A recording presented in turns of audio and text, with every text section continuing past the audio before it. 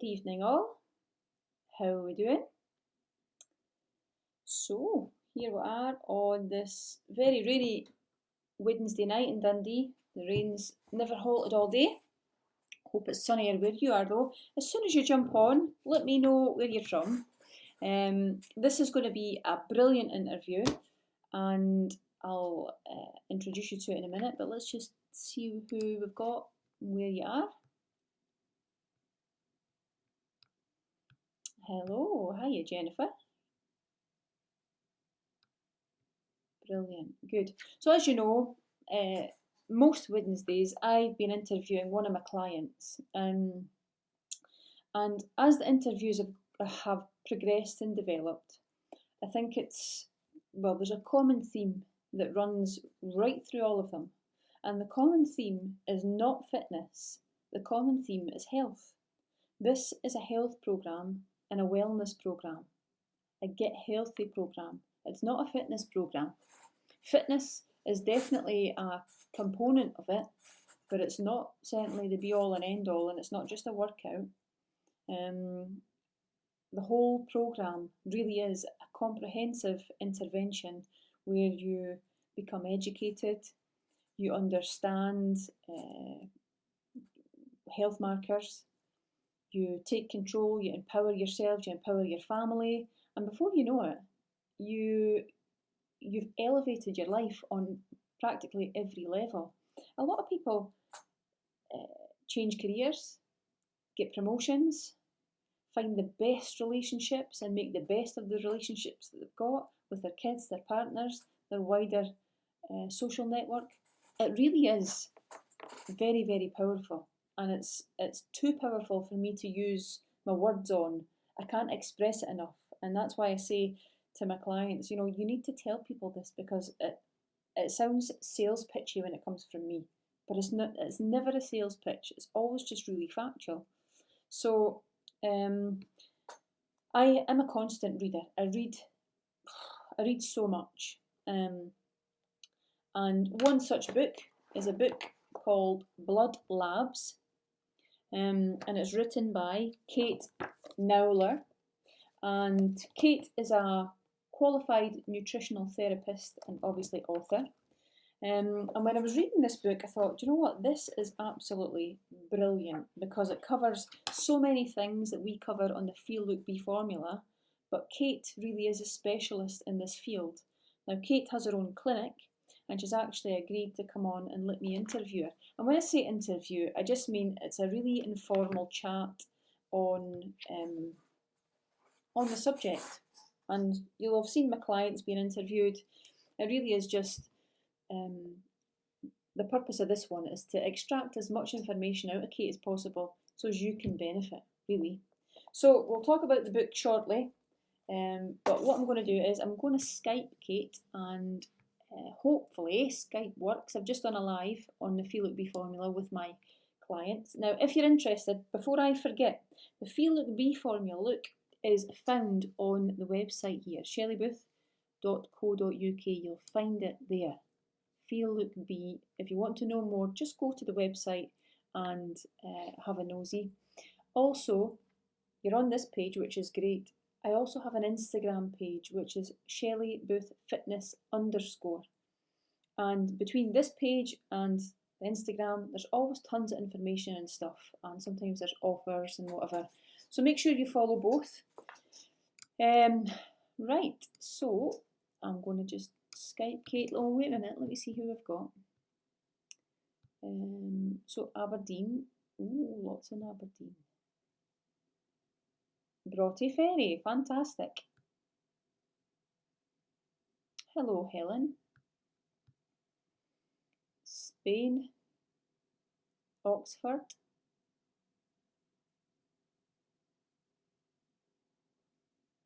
Fetter Cairn, brilliant. Right, we've got 194 people on. Huddersfield, brilliant. Merseyside, Manchester, great. This particular month, we have in excess, 750 plus women on this programme. It's huge and growing fast. And it's growing fast because women are actually changing their health. They're understanding the concepts and the principles behind why your health must change. And we're pitching that against what you're taught, what the government leads us to believe, and actually makes people question and become curious. So, yeah, anyway, let's speak to Kate. Right, here we go. I'm going to phone her. Kelsey.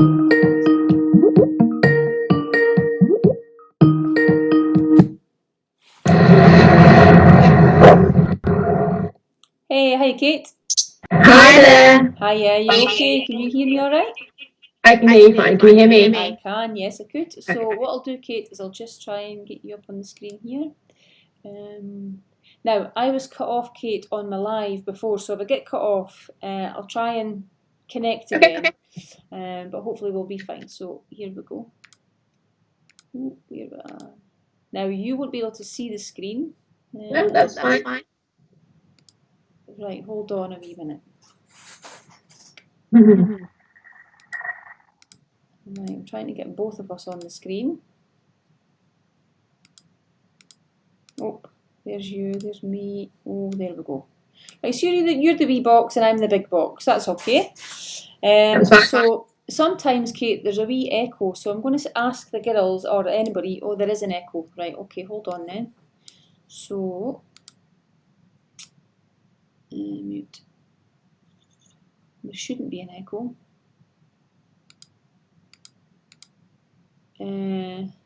Right, Kate, if we just have a bit of a chat then and we'll see if there's... Oh, they're saying it's shaky. Yeah. Kate, have you got a device on in the background? No, I've only got my laptop. Okay. Right, have a wee second then.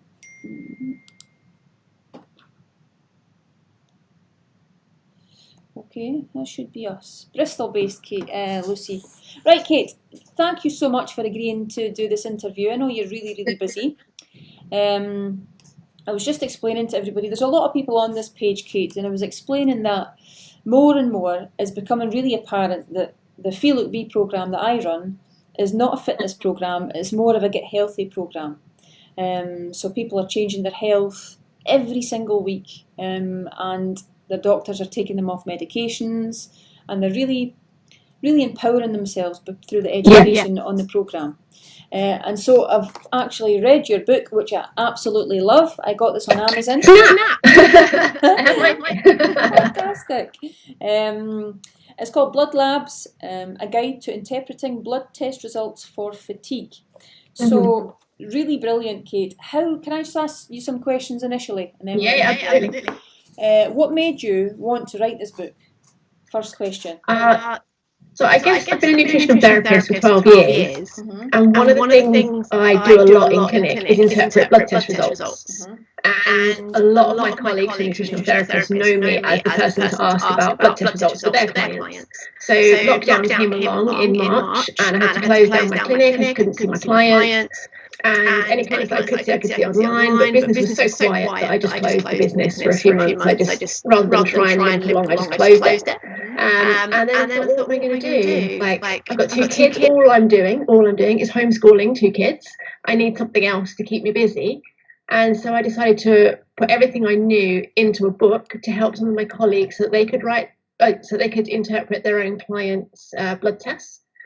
But the reason I do this is because doctors want us to be normal. They want us to be average.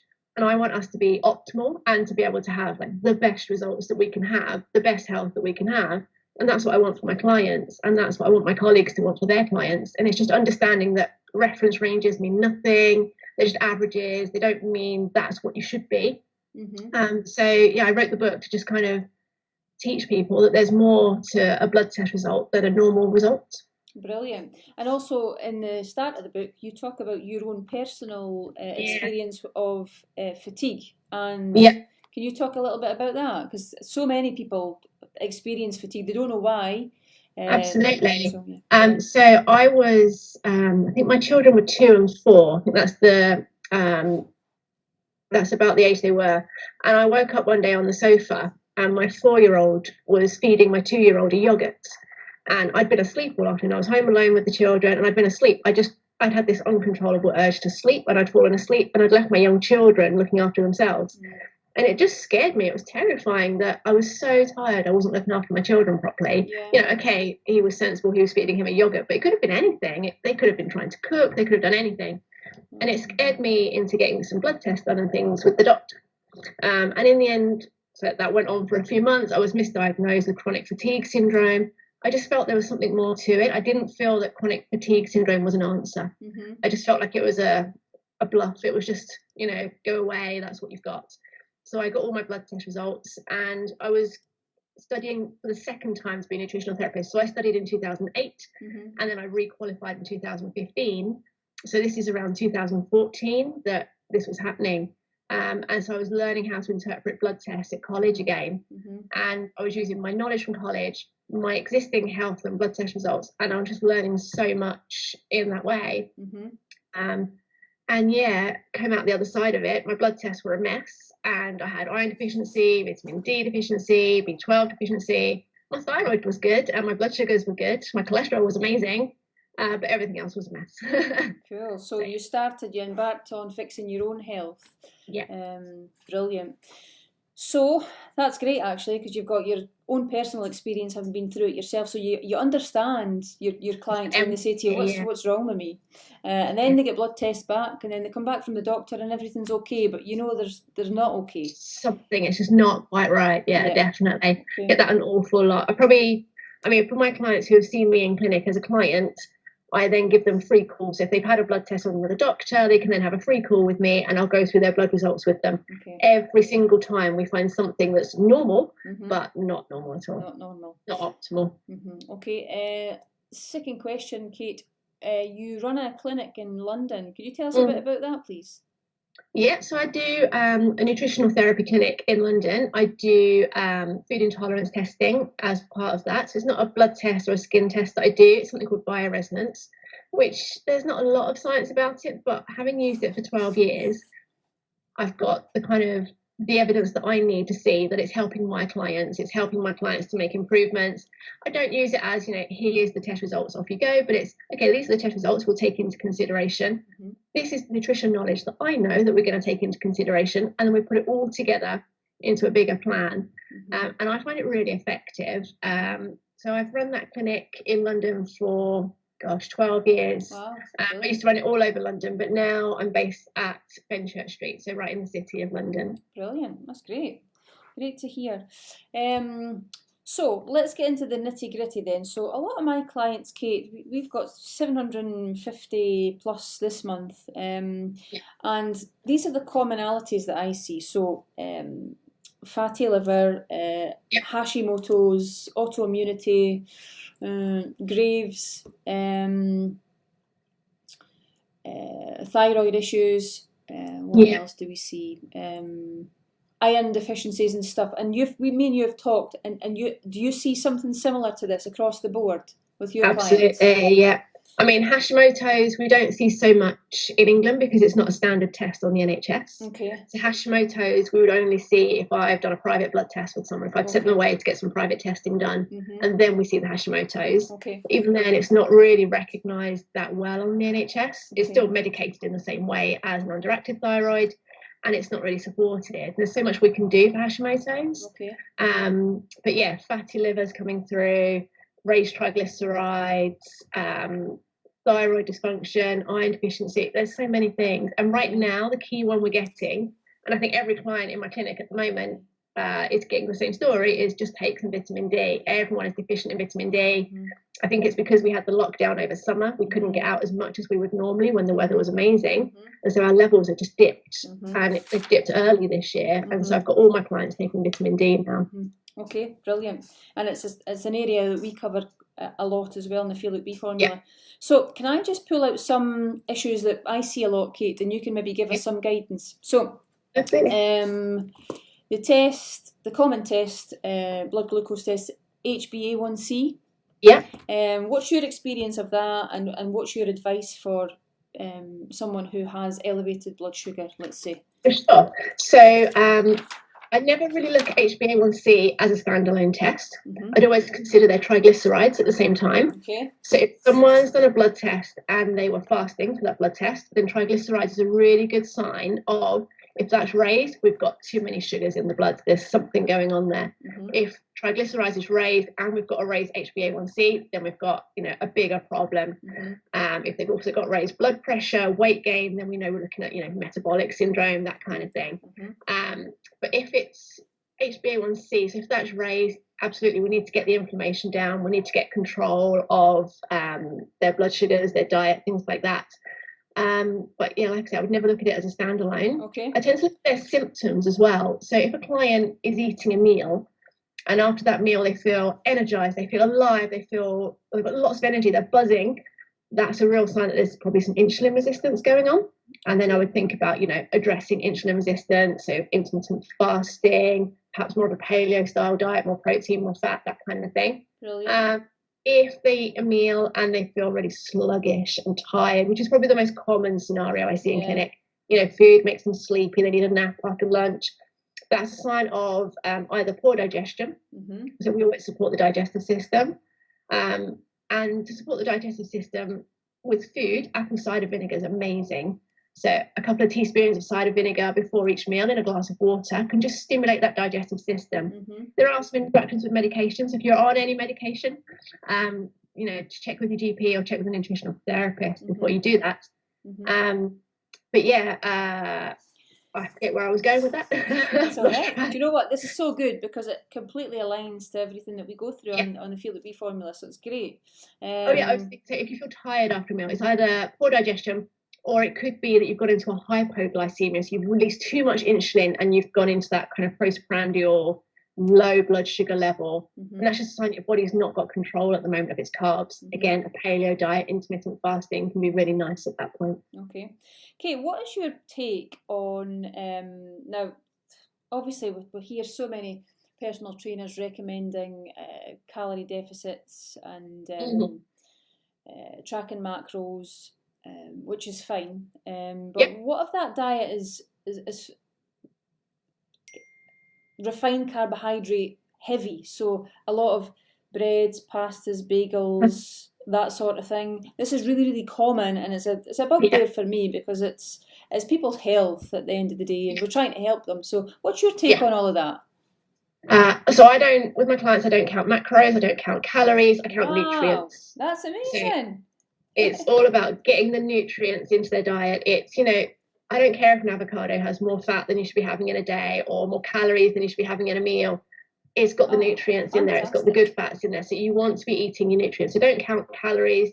I mean, you can count macros, but you must count your nutrients alongside it. Brilliant. Absolutely brilliant. That's everything that I do, a prescriptive meal plan just on that basis, Kate. So that's great to hear. I didn't know that you thought that as well. I mean, a lot of my colleagues think the same as me, and a lot of them think the macros. So it's a big divide. But mostly we come back to the nutrients, mostly. Great. Cool. What are the reference points for the HbA1c test? What should people look for when they get that test back from the doctor? So ideally, I mean, I was going to check what I've written in my book. Don't know off the top of my head, but normally I'm looking for it to be less than 30. I'm just going to see what I wrote in the book as part of all the research. So just flicking through. Sorry about this. That's all right. But if it's creeping upwards, then start to look at symptoms. What else is going on?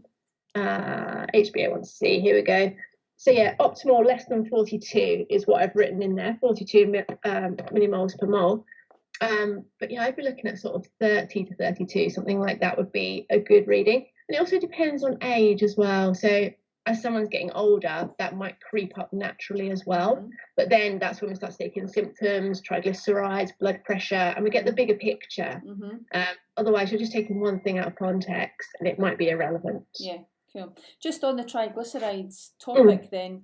So when people get the blood test back from the doctor and the doctor gives them total cholesterol, it could be really, really misleading. And I'm sure you've had this conversation as well, but I look for triglyceride to HDL ratio. Would you say that's a good ballpark figure to go with? Absolutely. It's a good sign that, they're processing these things well, they've got a good diet going on. Because if you're just focusing on the LDL cholesterol, which is, it's labeled the bad cholesterol, but, I think we're both on the same page with this. It's not the bad cholesterol. It's, in large quantities, we don't want any of these like cholesterols in large quantities particularly. But LDL can be like big fluffy molecules, small hard bullet molecules. There's lots of different types of LDL, and I think the NHS testing is just not accurate enough and not detailed enough to give us those answers. So absolutely looking at the ratios there is really nice. Looking at their overall diet is really good as well. Okay. And what I often get is, so I'll work with a client for a few weeks. I'll recommend they get some blood tests done, and they come back with raised cholesterol, and they say, "Oh my gosh, this was you. You've made my cholesterol go up." And I'm like, huh, okay, calm. Yeah, I get it. And quite often it's that they've never had a blood test done before. And I say, let's give it another month and do another blood test. And then they have that second blood test done, and it is coming down. And often it's because maybe it was really high before we met and now it's coming down. But there's that reflex of they've had a blood test done, it is high or something's out of range, and it must be something they've changed recently. But cholesterol doesn't change that quickly. It's a much slower process. What's worth touching on for my clients, because this is common and there's a growing body of research to validate this. So the cholesterol issue with sort of HDL, there's pattern A and pattern B. So large, buoyant, harmless particles versus small, dense.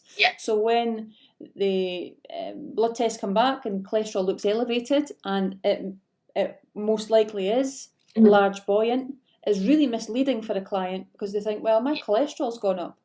But when they do further analysis, they can see that the small dense has reduced and the large buoyant has gone up. So the two differences, that's really important for my clients, because when they're switching from this sugar-laden, carbohydrate-rich diet to eating whole foods again, good fats, good quality fats, grass-fed meats, good quality proteins, and low carbohydrate, it's really important, guys, that you consider this. And we've covered pattern A and pattern B, so you need to keep that in mind. Which probably drags me on to another topic. What is the standard testing from a doctor, Kate? So say you went to the doctor, one of my clients would go and say, can I have a blood test taken? What do they test for? The standard test would be a full blood count. That's, as I explain it to my clients, it's like the size, shape, weight, inflammation, volume, quantity of red blood cells. It tells us a lot of information, but to a doctor, they don't understand that often. So they often just look at a full blood count, and if it's not all normal, they just ignore it. They don't look into the abnormalities that come up. But even when I look at a full blood count, I'm looking at, is anything towards the upper range, is anything towards the lower range? A full blood count can tell me about B6, it can tell me about B12, it can tell me about iron levels as well. So there's a lot you can get from a full blood count. So that's one panel they would run. They don't do vitamin D as standard in England. I don't know about in Scotland. But in England, it's not standard because people live in England, they work in England, and therefore they will be deficient. And so it's the NHS standard not to test. Sometimes we'll get ferritin, which is the iron stores. Again, it's not very useful. We need a full iron panel because we need to really see what's going on with the iron, like the circulating iron and the ratios and things. So is the full iron test not standard? No, not standard. And it's very difficult to get on the NHS. Often they'll only test it if there's a risk of hemochromatosis, which is an iron overload disorder. So generally it's one we go private for is iron. Thyroid, we might get TSH and free T4, which is an inactive thyroid hormone. They never test the active thyroid hormone. And I've noticed recently they're not doing free T4 anymore. They're just doing the TSH, which is not even a thyroid hormone, it's a pituitary hormone. So is that to cut costs then? Yeah. It's the standard across the board, but it saves money basically, which is unfortunate because it doesn't save money long term, but short term it saves money. What else might we see as standard? Very rarely things like B12, very, very rarely folate. So really it's just the full blood count. Ferritin would be the main things we'd see. Sometimes we'll see, it depends on their risk factor, but sometimes cholesterol will be done, sometimes triglycerides, sometimes blood sugars. If I was asking for bloods, I've got like a standard list that I go with. Mm-hmm. So it's a full blood count, it's a full iron panel, it's serum B12, active B12 if we can get it, a serum folate, a vitamin D, I like a thyroid function test and a thyroid antibodies.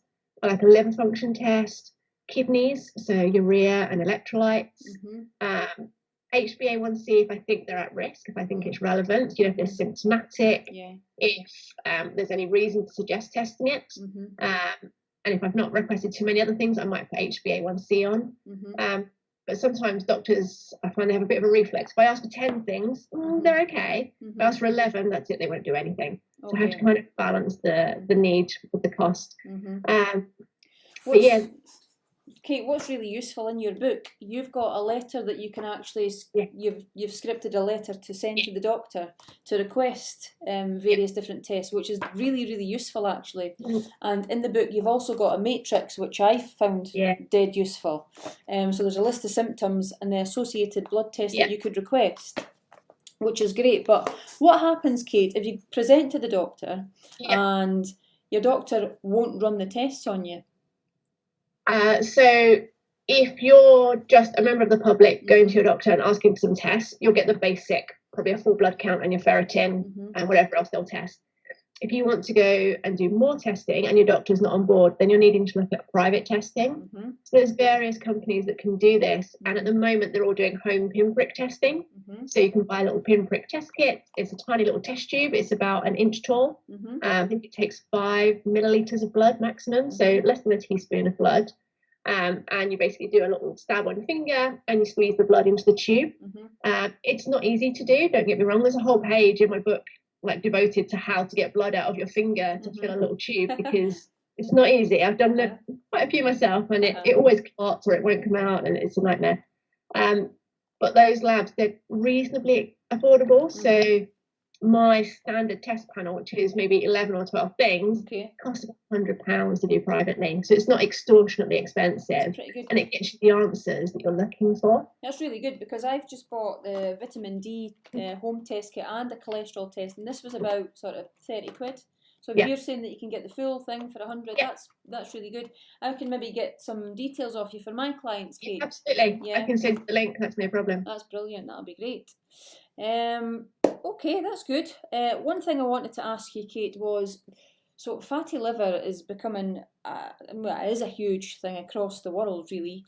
And also I think the association between fatty liver and thyroid, hypothyroidism.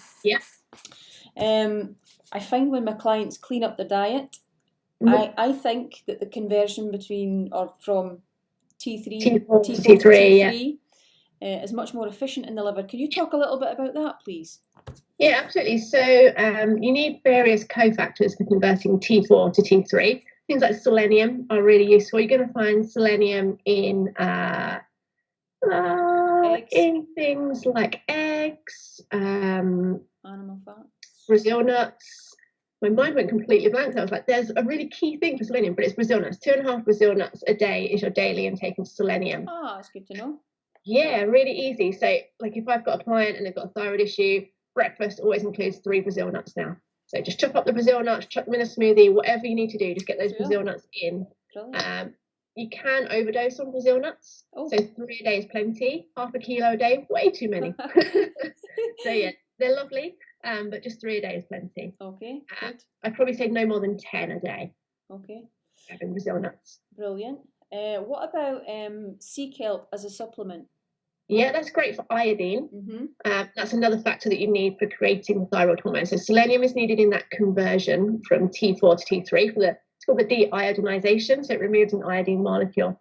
That happens in the liver and also in the gut as well. So a healthy gut is essential. So if there's any SIBO, which is a bacterial overgrowth in the small intestine, if there's any fungal infections, parasites, bacterial overgrowth, anything like that, your conversion is going to be reduced, definitely.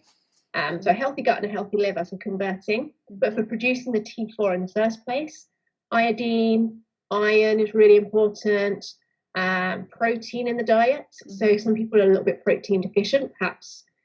I don't want to say vegans, but some people just don't eat the healthiest diet. And it's not necessarily vegans, but people that don't eat a lot of meat, they might not have as much protein in their diet as they need. We normally aim for about 0.8 to 1 gram of protein per kilo of body weight. I don't know what you're recommending, Shelley, but that's kind of what we recommend in nutrition. Okay.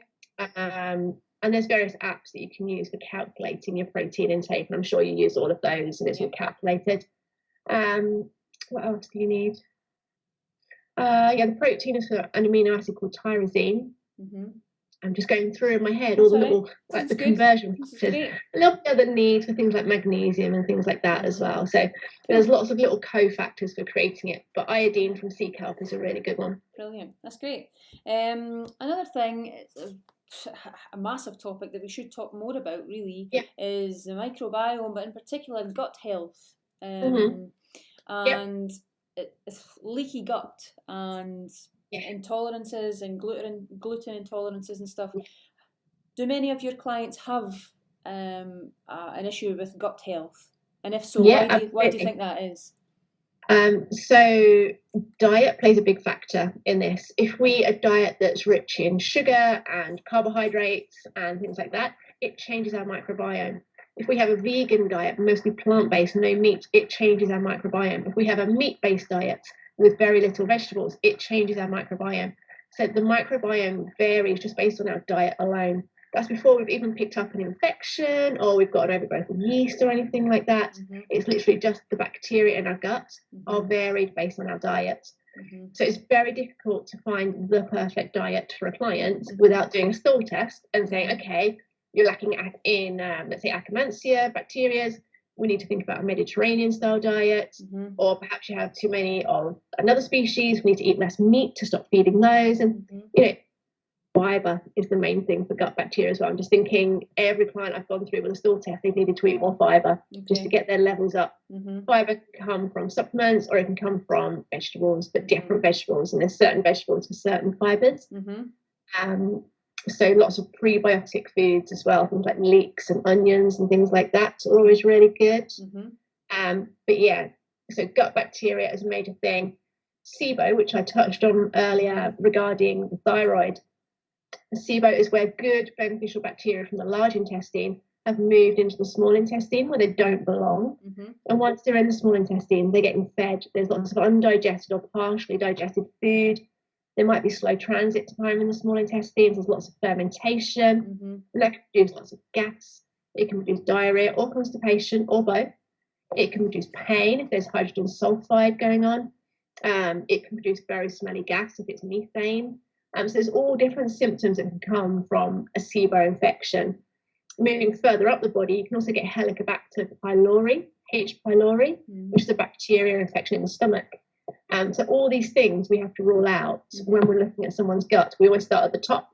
So we start with H. pylori in the stomach, then we go down into the small intestine for SIBO, then it's the large intestine for overgrowth like fungal and parasites and things like that. Fascinating.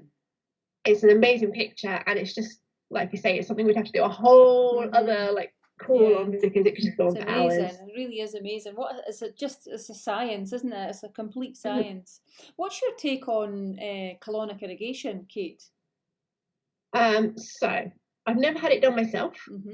I'm curious about it, and I love it when clients have had it done because I can always say, what did they see? And they can see yeast, they can see parasites. There's like a froth that they see that tells them these things.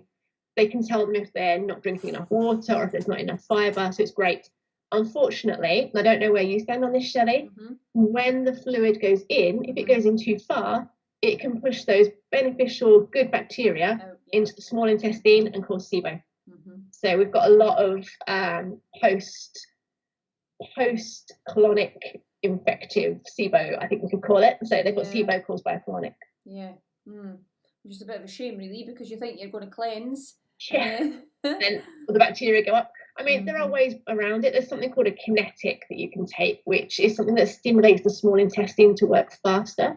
So I would suppose that if you're taking a kinetic to keep your small intestine cleansed, and eating no more than every 3 or 4 hours, which allows your small intestine to cleanse, and you have a colonic done, I would imagine that the bacteria might go in and they come straight out again. Whereas if they go in and you're snacking all the time, or you've got slow motility in your small intestine, they'll go in and they'll hang around because they've got the right environment, they love it, and they won't come out again. Okay. So yeah, colonics done with the right small intestine support, I can't see a problem. I mean, I've never tried it with a client. Yeah. But I can imagine, just thinking about the kind of the structure of the body, I can imagine that would be maybe okay. Yeah. Do you know what? I've had it done in Thailand a number of times, Kate, as part of a like a detox on a retreat, and I absolutely love the feeling. And there's been women that have seen tapeworms and everything in there, and sweet corn that they had 5 years ago is there. You know, it's frightening. And yeah, I just love the feeling of it. But no, I'm interested to know about that. Another thing, Kate, is in January we launch a massive detox, so it might be great to collaborate around that. And get some information to my clients and your expertise. But if there was one thing that someone could take or ingest that would be like a cleanse, an inner cleanse, what would it be, if anything? The two things I get all my clients to do is take some apple cider vinegar with their meals. Okay. And take some fermented food like sauerkraut or kimchi if they can. Some people can't handle it, but sauerkraut and kimchi, just even a teaspoon a day, has got the diversity that your gut is craving right now. There's some fibre in there from the vegetables. There's the bacteria in there. There's the acidity that your body needs. You need a lower pH in your digestive system, and those guys are going to give it to you. So that's the two things that I recommend to every client. That's great. Cool. We need to add in more fermented vegetables. Like you say, it's tricky for some people to eat. I'm one of them. But I'm completely on with that. I hate it. I'm really not a fan. So I eat my evening meal. I go and wash up, and then I have my teaspoon of sauerkraut, and then get on with the rest of my evening. Yeah, it's medicinal. Okay. Yeah, and sometimes we think of a shot of apple cider vinegar. It helps to think of that as tequila. Oh, away. Yeah. Fantastic. Do you know what? My clients are absolutely loving this. I could see their comments. Do you mind if I open this up to them to see if anybody's got any questions? Yeah, absolutely. So if there's anybody watching that's got a specific question that you think Kate or myself might be able to answer, please just fire in and I'll pick up on them. Oh, there's one. So Jill Shaw is asking, in fact, I'll pull it over. What would high ferritin indicate, please? So high ferritin on its own doesn't tell us anything much. We need to see ferritin, we need to see your CRP, your C-reactive protein, your ESR, your erythrocyte sedimentation rate, and then we need to see your full iron panels, your total iron binding capacity, your saturation, all of those. High ferritin may be a sign of hemochromatosis, which is a genetic mutation causing you to retain all your iron. High ferritin may be a sign that you're postmenopausal and you're not bleeding every month, and so you're at a higher than normal iron level but not abnormally high. Or it may be a sign of severe inflammation in the body caused by something like SIBO or gut bacterial imbalance that's just causing the body to fight itself.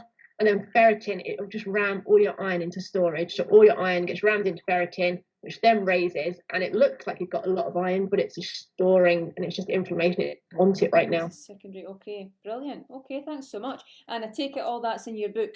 Yes. Great. It's all in the book, yeah. The girls are just saying they bought it already, which is great. You'll get it on. You'll get this book on Amazon, girls or lads, and it's a brilliant read. It's so insightful. Some of the questions here. Kombucha. Yeah, I love it. Yeah, you love it? Good. Somebody's asking. So the sugar in kombucha, a lot of people worry about kombucha because it's tea with sugar. Yeah. A lot of people say, oh, I'm not so sure, can I have that sugar? Most of that sugar is burnt off in the fermentation. Well, not burnt off, but it's digested in the fermentation. So absolutely, someone can drink a 250 ml glass of kombucha every day. That's amazing. The cheapest way to do it is to make your own. So you can buy a SCOBY, which is the yeast and bacteria colony. To be honest, you can buy them on eBay. Like people sell these things because they breed. And once you start making your own, they get bigger and bigger, and then you have to get rid of some of it. And people sell it on eBay or Amazon, anywhere like that. And then you just add your own tea, your own sugar, and you can make 2 litres a day easily as time goes on. Do you make your own? No. Putting you I on used the to make spot. Fear. I made Fear about 3 or 4 years ago, and I couldn't keep up with the production, so I was making litres of it, and I was only drinking a glass a day. I had kefir in my fridge, it was in my freezer, I was giving away the grains, and I just said, you know what, enough's enough, I can't keep up with the kefir. It was only me drinking, and I was making a litre a day. Can thyroid, I'll pull this over, can thyroid nodules be reduced by diet? It depends on the cause of the thyroid nodules. So obviously we need them to have biopsies or at least an ultrasound to see what's going on, full blood testing to see what's happening. I have seen them reduced by diet, and I have seen them not reduced by diet. So it's not something I can give a clear answer on, and it will depend on the patient, on the client. Okay, cool, thank you.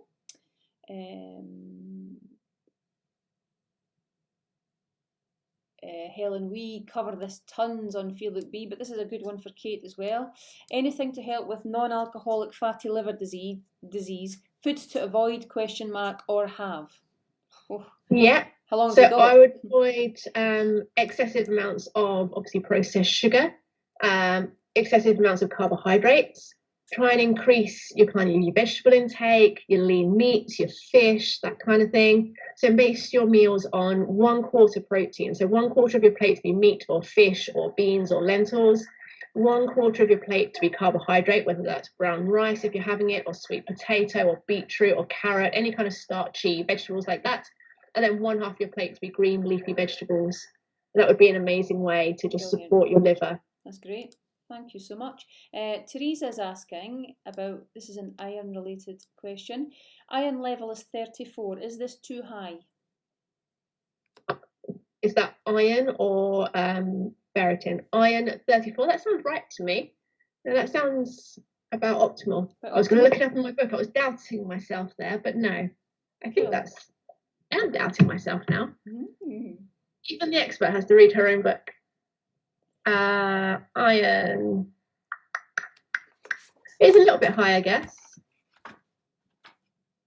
It's good because you've got all of these conditions and the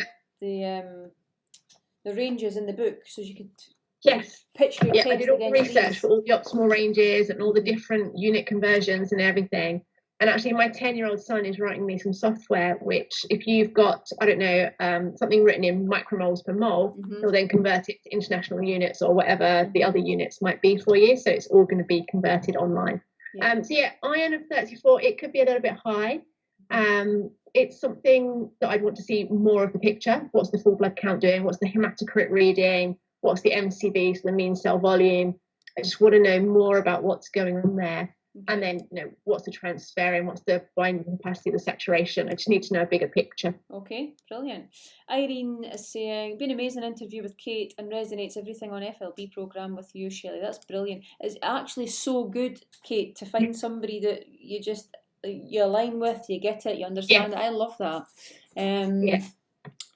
Fiona Ems is asking, can osteoarthritis be reversed through diet?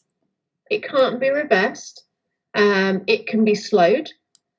You can reduce some of the discomforts through things like turmeric are amazing, the anti-inflammatory properties of turmeric to reduce the pain, but we cannot reverse it. No, it's they call it a wear and tear, but it's inflammation. It's where the joints have worn down. So all we can do is address symptoms, but we can't cure it or reverse it. Okay, cool. We'll go one more. Lara is asking, is there anything diet-wise or supplement-wise that can help symptoms of polycystic ovarian syndrome? So polycystic ovaries comes along with often unstable blood sugars. So I actually had polycystic ovaries. It's another story that hasn't gone into this book. Okay. But I had polycystic ovaries before I had my first son. So we're talking like 12 years ago, I was diagnosed polycystic. And I was actually on the list for having IVF. And while I was waiting, I went to see a nutritionist who was a colleague of mine who specialised in female hormones. And I saw an acupuncturist and I saw a herbalist. And 6 weeks later, I was pregnant. So there's a hell of a lot you can do. Eating protein at every meal, avoiding sugars. So eating regularly, so not starving yourself, but eating every 3 to 4 hours, trying not to snack. I ate a lot of more vegetables. I thought that was really good for my hormones. Exercising was really nice, but not over exercising, so just gentle exercising. You don't need to go and kill yourself doing 20-mile runs or anything like that. Just a little bit of HIIT exercising or something like that would be good. But yeah, there's lots you could do for polycystic ovaries. Again, that could be a whole book in itself. Yeah, definitely. I thought of a question there myself. What was it again?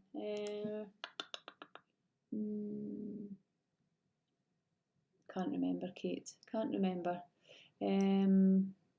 Nicola, I hope that answers your question. Fertility, cleaning up your diet for a start. Do you know the amount of people that I've trained over the years, Kate, that have fallen pregnant after years and years and years of trying? They clean up their diet, they reduce their stress, and boom, they're pregnant. It's amazing. Yeah. Some go the other way and they get so that they've not been able to conceive because their diet's not great, and then they stress so much about having a clean diet that they then can't conceive. And I have to say to them, just stop. Just enjoy life. Just stop trying to get pregnant. Just enjoy your breakfast. Just enjoy it. And then sometimes then they fall pregnant when they stop. Cool. I think we'll go one more question because it's a common problem is constipation. So Linda's asking, help with constipation and a slow bowel. What do you suggest? A lot of people say fibre. What's your take on it all? Yeah, fiber's not always the right answer. And it can depend what's causing the constipation. So if someone's got constipation, I will change their diet a little bit. So I'll take out dairy, I'll take out gluten. They're some of the common triggers. I'll look at their plant-based foods, make sure they're having enough leaves and things, so enough spinach or perhaps kale if it's seasonal. And then I will think about doing some stool testing, see if there's some bacterial issues. A methane-dominant bacteria in the small intestine can cause severe constipation. So things like that. Cool, brilliant. Also thyroid as well. A thyroid could cause constipation. Okay. Brilliant. It's just, we can go on and on and on here, can't we? Kate, I'm very much aware that you've got children as well, so I'm going to let you go there. I'm going to just say to everybody, this is Kate's book. If you're interested to learn more, you'll get it on Amazon, just like I did. Yeah, if you hold yours up, we can see it better. You'll find it on Amazon. Brilliant read. Kate, I think there's loads of scope for future collaborations between me and you and my clients. I think it could be great. So thank you so much for your time.